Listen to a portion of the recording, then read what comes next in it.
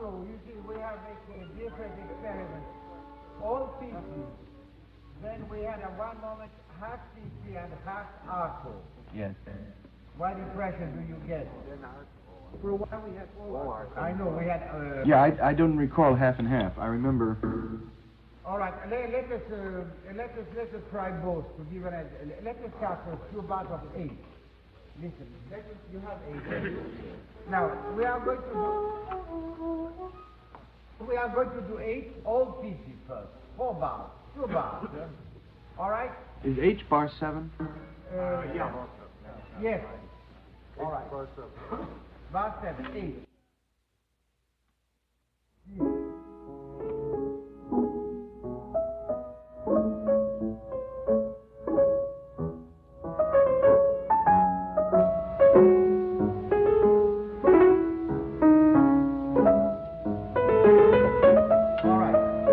So it's going to be arco throughout? What?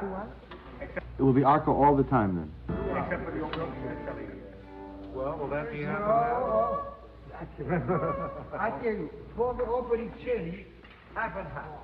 1 piece and 1 half. And then the one to make it completely arco. What do you mean? I do everything you say. Yes, completely arco. Now listen, Glenn, my friend.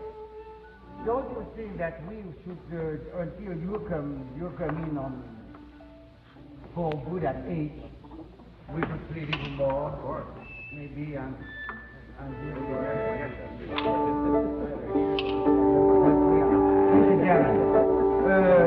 Mr. Good generously give us the first 6 bars. I mean, they will be ours, you know.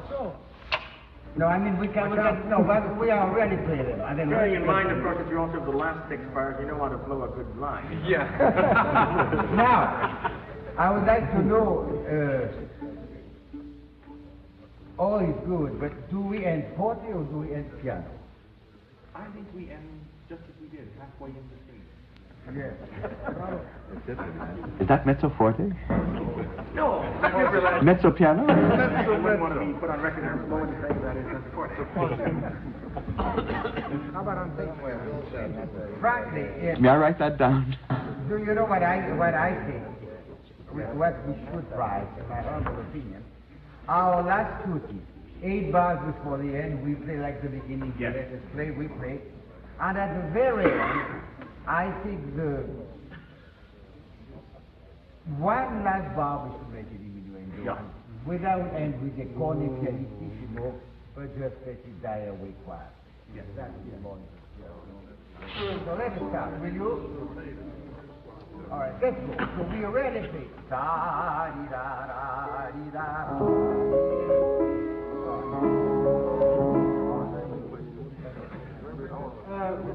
So please, Arnold, make a take of it. We're going to play.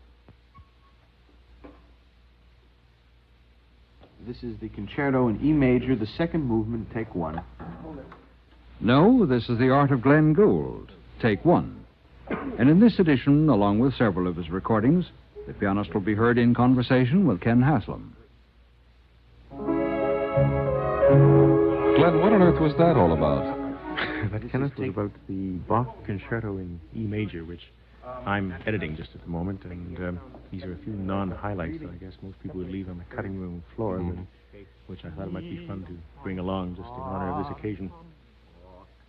Do you, could you recognize some of the voices for us and identify them, Glenn? Yeah, I think, now I'm talking to Charles Lebeau, who's the first violinist of the Beaux-Arts String Quartet and our concertmaster on the date. Gee, that's some pretty fair casting there, eh? Mm-hmm. But, well, this was not a permanently constituted ensemble, though, Glenn, eh? No. What would you call it? I suppose a pickup orchestra in the trade? The trade wouldn't like it, but in technical union talk, that's exactly what it was, I suppose. In sheer musical joie de vivre, it wasn't. I think you can call it an orchestra of cracked chamber music players, which was assembled together by Mr. Laveau, the concertmaster, and by Andy Kasdan, whom we heard on the talkback a few minutes ago. I see. And that delightful accent belongs to our conductor, Vladimir Goldschman. This is still take 1.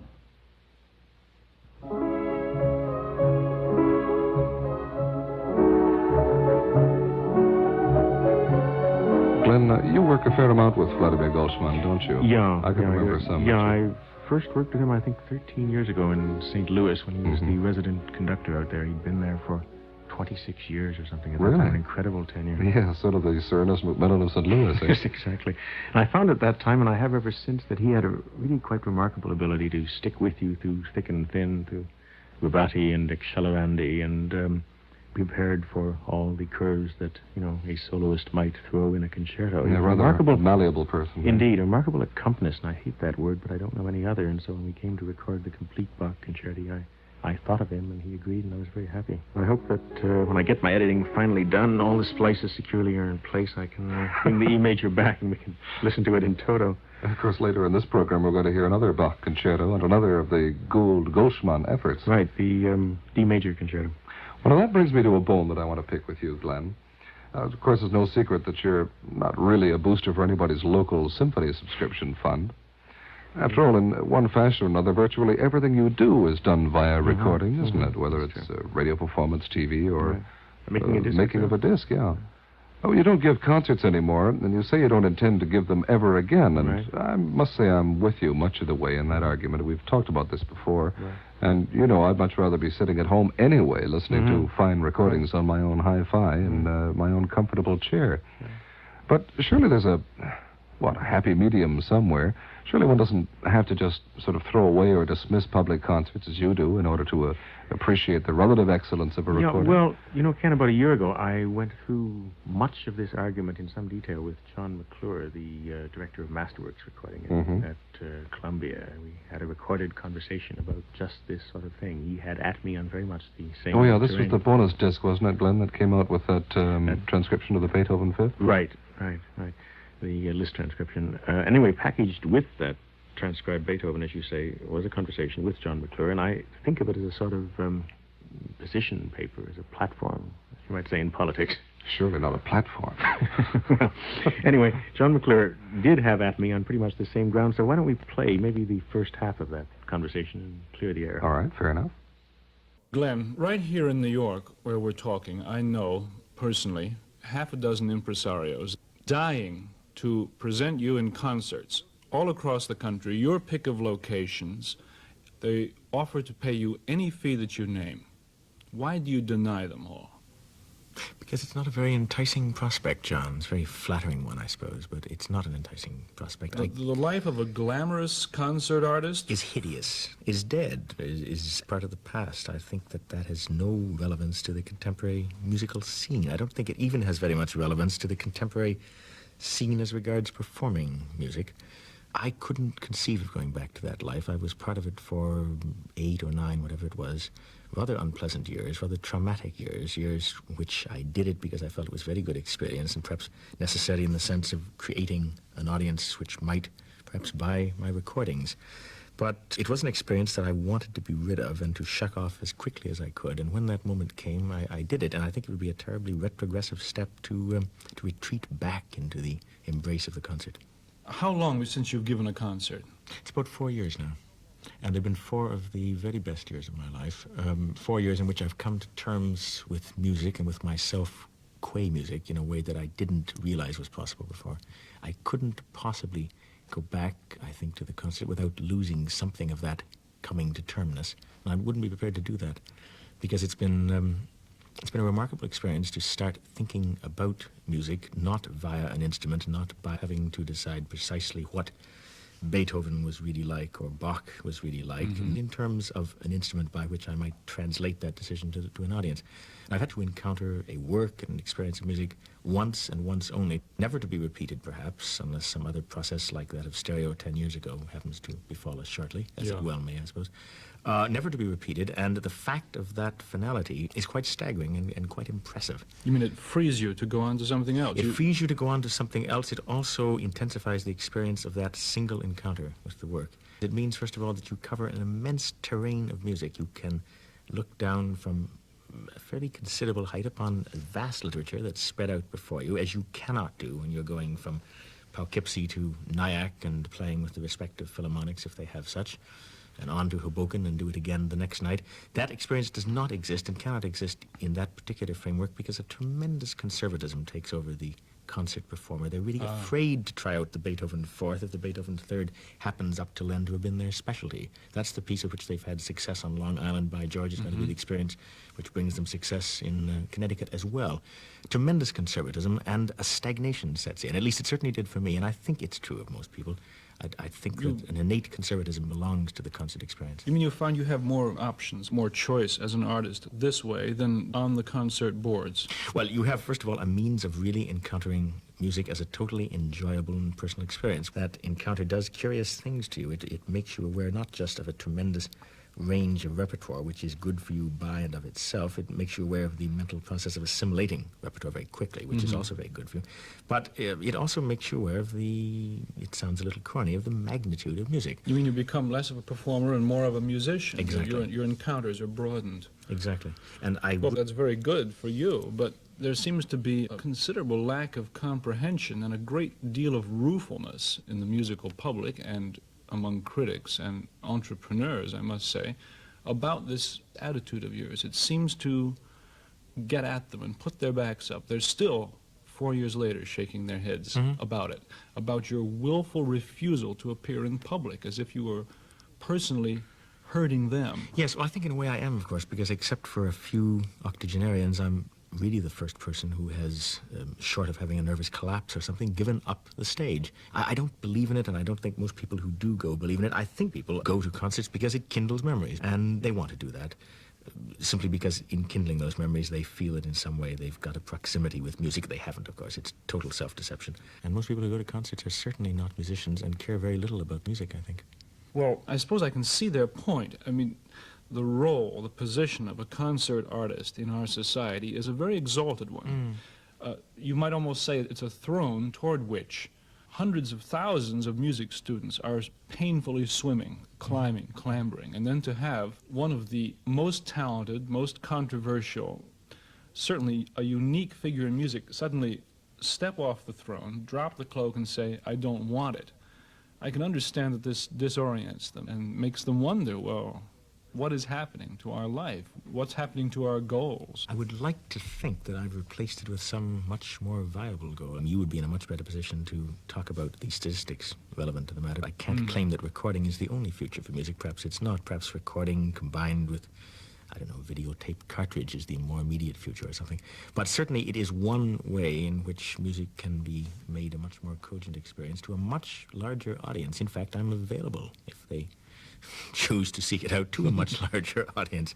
So it isn't really a retreat in that sense at all, and I wouldn't want it to be. I didn't think of it at the time as a retreat. I thought of it as something absolutely necessary, something... As a step forward, As a actually. step forward, certainly. Well, now this is what they cannot comprehend, apparently. That the performer alchemy in you is so constituted that you find no handicap in the lack of a live audience. I mean, there are many artists that you know of that say they cannot give their best in a studio, that they have to have a live audience to react with. You don't find this No, true? for me it's a great liability to have a live audience. First of all, I resent the one-timeness, the non-take-two-ness of that particular experience, you know. And as a matter of fact, I can remember many times when I did give concerts on the North American concert circuit, my performance was going rather inadequately and rather haphazardly. Maybe I hadn't practiced, or I felt as if I was competing with my own recorded version, if such existed. And I often felt that way.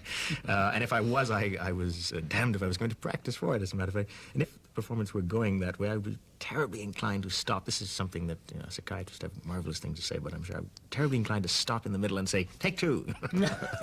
But one couldn't quite without risking a bit of a scandal and very bad reviews, and so I never quite did. But I always wanted to. Perfectly legitimate means of behavior, it seems to me. It's just there's no provision for it in the habits of our concert life. There's no reason why a performer could not say to himself, now that was damn bad. Now let me play it for you again the way it should be played. Can you imagine the reaction if that happened? I'd love to try. I mean, that would be almost worth going back and trotting the boards for, if I could really do that.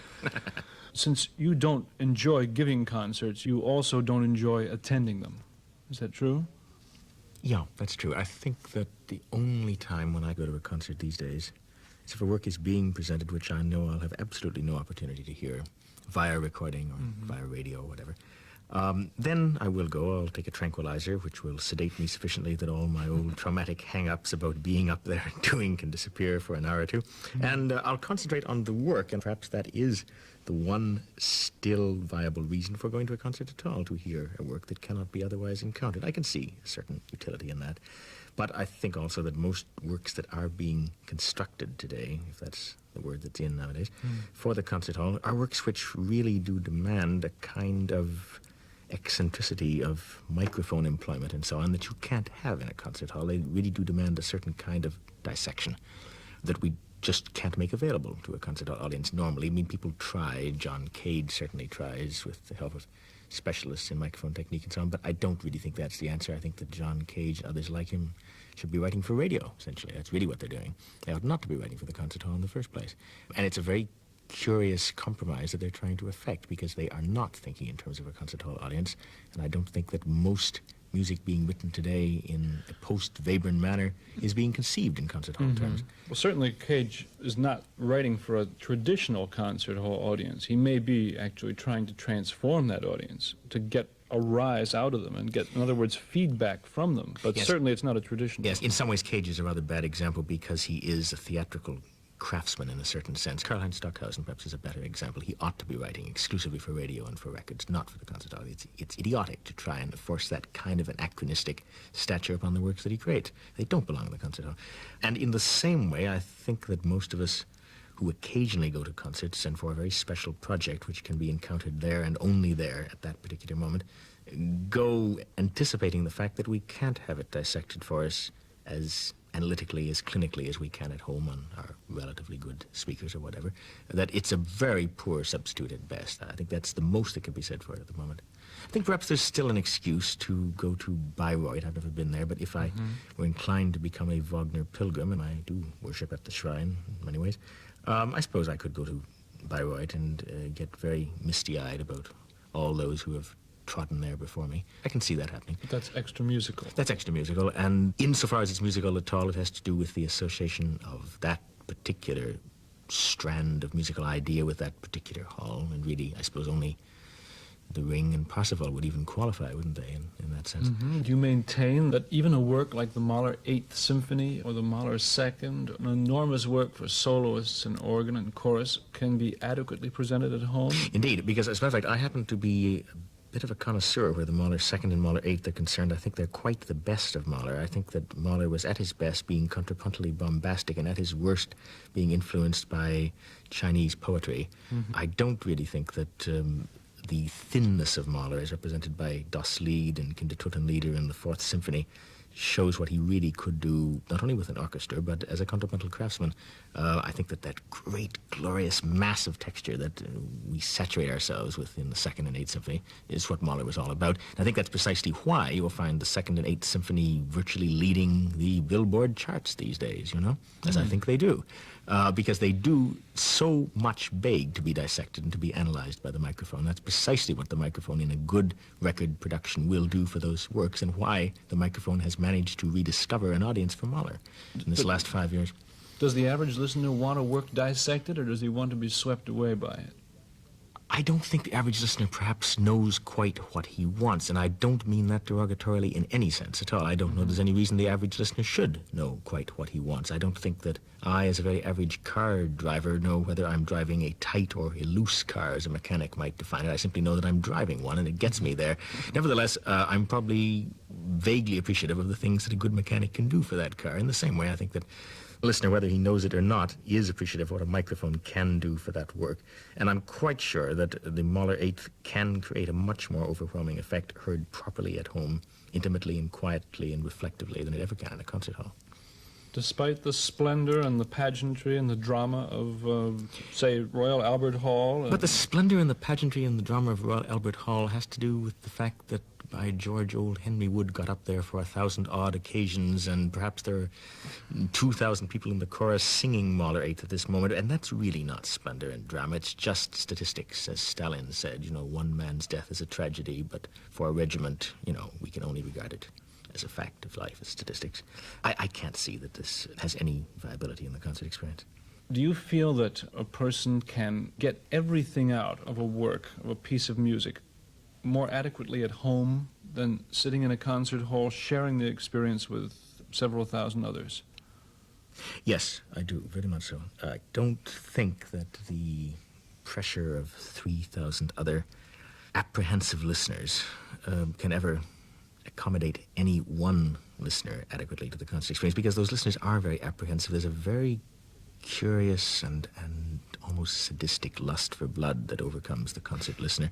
There's a waiting for it to happen, a waiting for the horn to fluff, a waiting for the strings to become ragged, a waiting for the conductor to forget to subdivide, you know?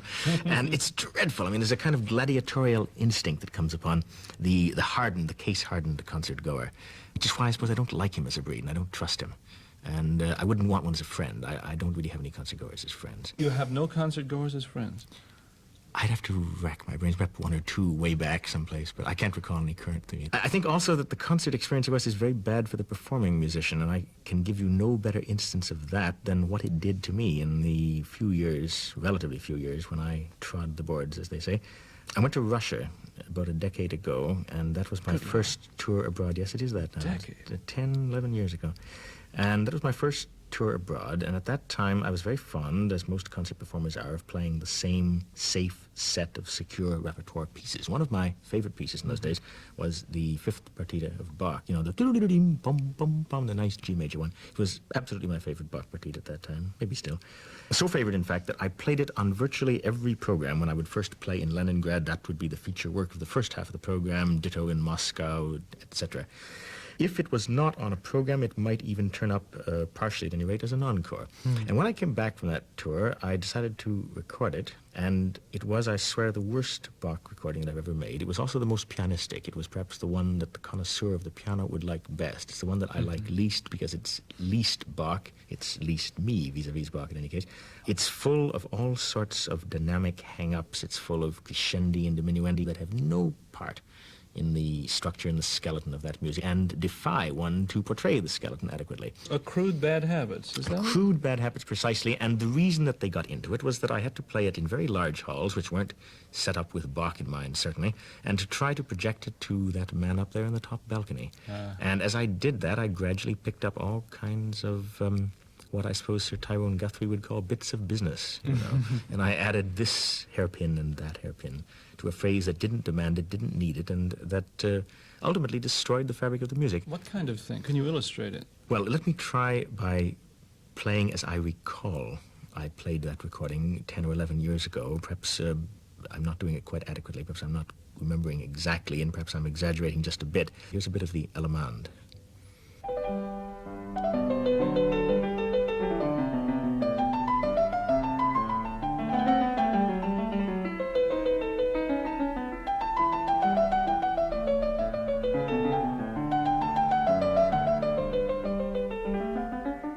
But I'm quite sure that if I'd not managed to mess up my interpretation of that piece by giving so many public performances of it, I might have played it with some regard for the structure of the music, maybe something like this.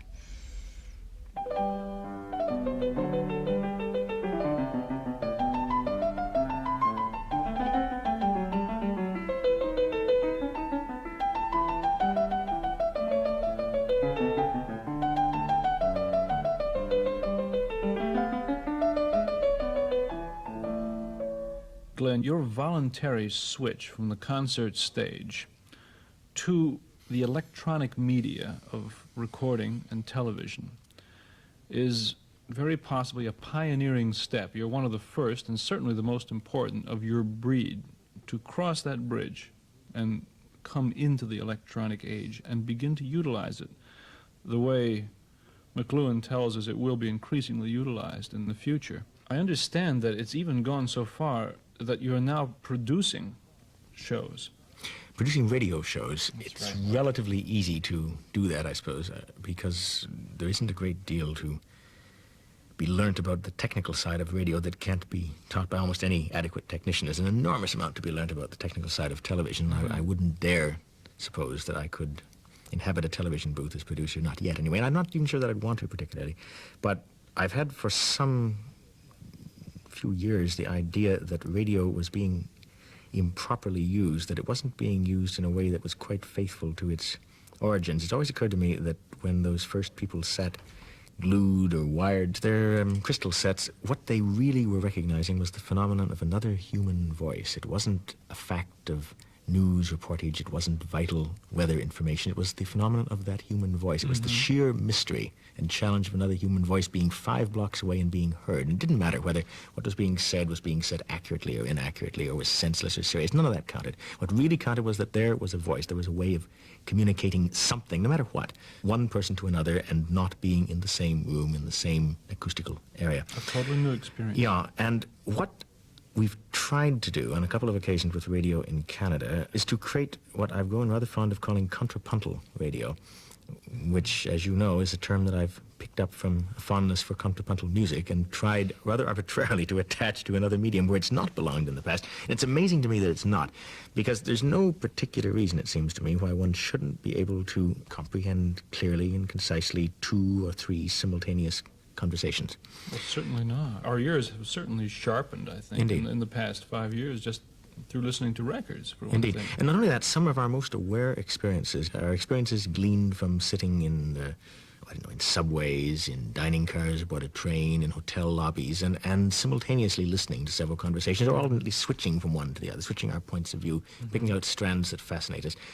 And we've tried to do this in radio in Canada. I've just made an hour of radio which had some success, had a lot of critics. Of course, found all sorts of ill favor with people who were rather traditionally minded about the experience of radio. Any new technique is controversial. Yeah, but the basis of it was that we tried to have situations arise cogently from within the framework of the program in which 2 or 3 or 4 voices could be overlapped, talking essentially about the same thing, treating those voices as characters, and all of the material which they supplied us with was gained through interviews. It was documentary material, treated in a sense as drama. It was in fact a documentary which thought of itself as a play.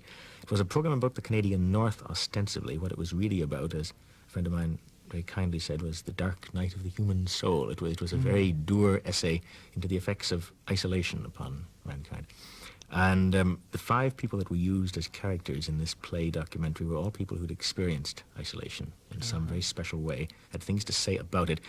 And by the time we were halfway through that hour, we had a fair notion as to which aspect of isolation had attracted and repelled each of them, and in which way we could exploit that. So that in the second half of the documentary, we began superimposing conversations or phrases, by which time they had become such archetypes that we no longer needed the precise word to identify them and their position. We needed only the sound of their voice and the texture of its mixing with other voices to do this. And not everything worked by any means, but I think enough did that I now know how I'd like to proceed. I think that's the way to use radio. Fascinating idea. Maybe now that the presence of TV has taken the pressure off radio, now we'll become free to invent. I would like to think so, yeah, because it still is basically my favorite medium. You said earlier that no one really quite knows how to present music on television, that we're still exploring possibilities of the medium for presenting music. Do you find that you can sell or put across a piece of music on television in performance as well as you can, say, on records or in the concert hall? Well, I suppose the video track adds something. We haven't had such great success that I can claim to have found one way of presenting music on television. I think that most of us have got an awful lot of experimenting to do before anything of that kind can be claimed as yet. But I think there are ways, and I think we've begun to track down a few of them. I think the most obvious way is to forget all the trappings of television, because, you know, really the problem of television is that it is an incessantly complicated medium, as indeed radio is not. The delight of radio is that it's very simple and one can cut through all that technical fluff and get at the essence of something. Now, in television, it's very difficult to do that because immediately you're confined by the notion that camera 3 is not quite where it's supposed to be, and if it starts to pull back now, is it going to make a certain amount of noise in dollying, and is that going to destroy something? Well, one approach that we found is to forget about the fact that camera 3 need pull back at all, or if it does, by all means let it make noise. Allow the inner workings, the sort of Bauhaus scaffolding of what we're doing, appear. Use an open cyclorama, which simply means no set at all. Allow the studio as working scenario to be an integral part of what you're doing, precisely as I suppose Bergman does by having opening flickers on his film sometime, you know, that this is a film. There's no pretense about that. This is not real life. This is, for us, at times, a television show. This is not a mock-up of a symphony concert or anything of the kind, or a public recital concert. We don't assume that the audience is being fooled into feeling that this is a concert experience or any experience in lieu of the concert experience. And I think perhaps that's worked very well for us at times. In other words, really what you're saying is that you are developing a technique for working with television and gradually discarding the old film habits that Exactly. people have carried into the studio. Yes. You're starting to develop a modus operandi for television. On the whole, I think the best approach to television is to carry over something like the radio habit of 20 years ago, when radio was an entirely spontaneous adventure, and to create a sort of improvisatory, a kind of aleatoric television. And it works awfully well for certain kinds of didactic musical presentation. Once you're at all comfortable in the situation. Exactly, yes. In other words, it can lead you into new discoveries. I think you have to have basic scaffoldings in mind. You have to know what the form is going to be like in roughest outline. And once you have that in mind, do it several times. Don't be caught up by the idea that one must do it once and decide whether it's good or bad and use it or not. Do it several times. Keep using variations on a theme until you find one way of presenting that work in that form. Do you think television can, for instance, broaden the audience for music? Well, there's no question. I mean, television has the audience today, and why we should not attempt to get at that audience via the medium which has it in its lure already, you know. Now, traditional Seems thinking sensible. will say television exists, it keeps people from coming into the concert hall, therefore television is bad for music. Well, I think for the very reason that it does perhaps prevent people from coming to the concert hall, it's very good for music. Anything that does that can only be a blessing. That's a wonderful consistency. Well, Glenn, as we talk, I can see some rather fascinating and strong contradictions thrusting up in your character. You, on one hand, have abandoned a concert career in favor of a more contemporary and electronically oriented career. At the same time, you dislike air conditioning. I've seen you get up and leave a restaurant because it was air conditioned. You dislike airplanes. You are cosmopolitan, yet you hate cities. You don't like New York. You can't wait to get back to Canada. And I know that very often during the course of a year, you'll take off either by car or by train into the northern wastes of Canada to look for, I don't know what, solitude or wildness or something. Or characters for another radio documentary. Oh, I'd overlooked that. What is it? What does all this mean? What kind of a person are you anyway? Do you like cities or hate them? Oh, I do hate them. And I don't think there are as many inconsistencies as you'd like to find, John. First of all, the recording experience is the most womb-like experience that one can possibly have in music. It is a very cloistered way of life. And indeed, I've given up all that was non-cloistered in my musical life. So that there is no very great inconsistency there. The fact of having to make a recording in a large city like Toronto or like New York, where I most often make them, is inevitable at this particular moment. I don't know quite how that could be circumvented. I don't know that I'd want to. I think that 2 days in New York make me appreciate the North Woods of Canada. So perhaps that's a good idea. But what about air conditioning? Do you like gadgets? Do you like the rest of our electronic impedimenta? I'm not interested in gadgets per se. I'm interested in what they can do for us, what I can do with them in my occasional efforts in radio, for instance. Gadgets as such don't interest me. But I don't think of myself as being a non-20th century person. I'm not really terribly concerned with contemporaneity either, on the other hand. I can certainly see myself leading a life in which cities played no part at all, and if I could build up a sufficient icebox at Columbia Records, that's precisely what I would do. I would like very much, as a matter of fact, to take off for about a year to some frontier experience, and in fact I may do just that very shortly. I may very well go to the Canadian Arctic and spend a winter in the dark. I've even grown rather tolerant of air conditioning. You know, the Arctic changed all that. I've not had very much experience of the Canadian North, but just enough of it to know that I can put up with and think clearly in much cooler temperatures than I'd ever imagined possible. And if you've stood, as I have, at Fort Churchill, Manitoba, in 2 feet of snow, 81 degrees in the air, Hudson Bay entirely frozen, and with a few matey gathered about. That's 81 degrees below? No, above. In the middle of June, with 2 feet of snow still on the ground, and in high rubber boots in order to encompass those contradictions, you begin to get a very curious barometric sense, and shift possibilities become available upon the moment. No, I think that I've become much more tolerant of things like air conditioning. That's fascinating. In other words, since you have become more and more involved in radio and in television and in recording, do you feel more contemporaneous now than you used to? That's very curious. I feel that whether it's contemporaneity or not, I'm able to... Well, this sounds like a very conceited thing to say, and I don't mean that. I feel that I'm able to make a synoptic judgment about people and situations more easily, because I'm a little bit removed. And this is one of the extraordinary experiences, as a matter of fact, of any situation in which the frontier plays a part, there are more characters per square human being in the Canadian Arctic than in any other part of the world. And one can encounter extraordinary characters who have this ability to be terribly aware of what's going on down on Madison Avenue. Many of them are. Many of them subscribe to Time and the New Yorker and whatnot. And they're terribly aware of just what's going on, what's being written and what's being said, and what next year's fashion line is likely to be. And yet, at the same time, they're completely removed from it. Their decision-making process is not governed by it. And it's the kind of removal that I would like to emulate if I could. Well, perhaps you feel that the city as an entity is as obsolete as the concert hall. I've never really thought about that. Ask me that again in a year or two. Glenn, may I ask you now? I'd rather you didn't, sir. One thing that occurred to me, though, was the reference you made to the Bach example, the partita, was it?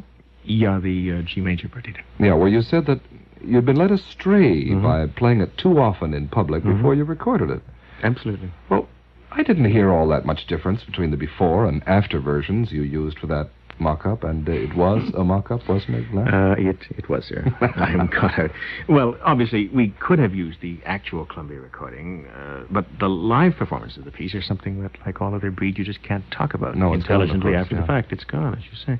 But what I can do is play you a bit of the original Columbia recording made in 1957, and then maybe side by side, one band of a recording that I made for the CBC International service about 3 years earlier, and before all those bad scene-stealing habits had begun to intrude.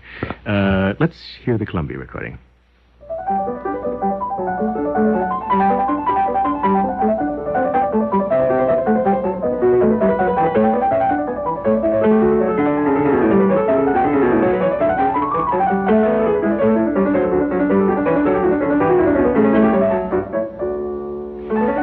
Now, more or less the same thing on the 1954 version, but unspoiled by concert wear and tear.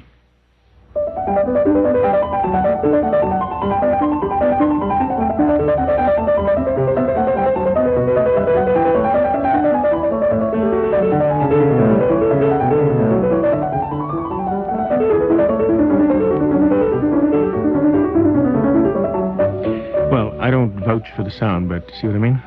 Yes, I do. It's perhaps, less projected? It's a kind word for it, sir. Less exhibitionistic would perhaps be a bit more fitting.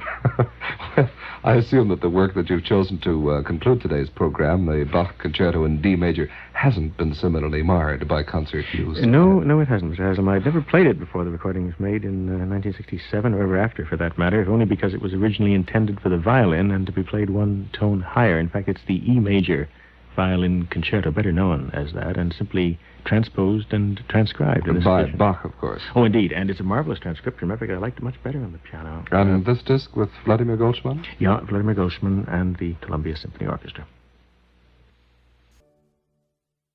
That was the Keyboard Concerto in D major, performed by Glenn Gould with the Columbia Symphony Orchestra under the direction of Vladimir Goldsman.